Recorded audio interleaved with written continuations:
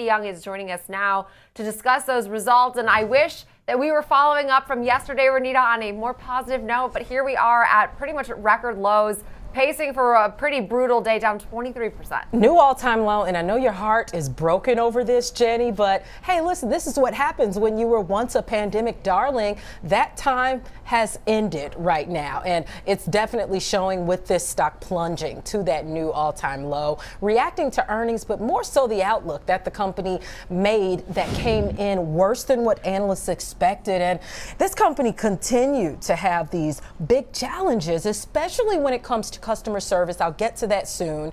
And they're far from their pandemic darling status. But the company is looking for fiscal third quarter revenue at between 700 million and 725 million. That was below the expectation of $750 million for the fiscal third quarter revenue. They're projecting full year revenue of 2.75 billion at the high end, slightly above consensus estimates for 2.74 billion.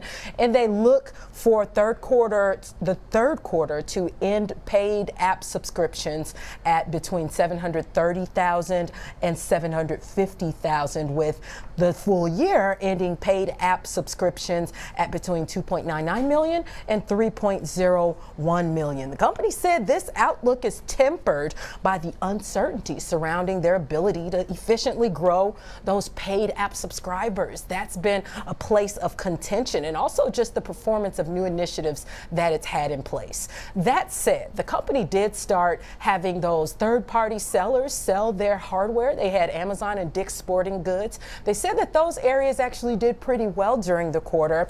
In fact, the company said that they grew during the quarter. The demand is stronger than expected, as it goes for the Tread Plus as well. The Tread Plus ran into some trouble, had to be recalled, and they now say that they're actually dealing with some back orders. But when it comes to the actual earnings for this quarter, the adjusted loss was at 54 cents. That just beat that expectation of an adjusted loss at 55 cents. And sales dropped around 6% year over year to $743.6 million. And it was above that estimate. But really, as you can see today, everyone's trading more so on the outlook.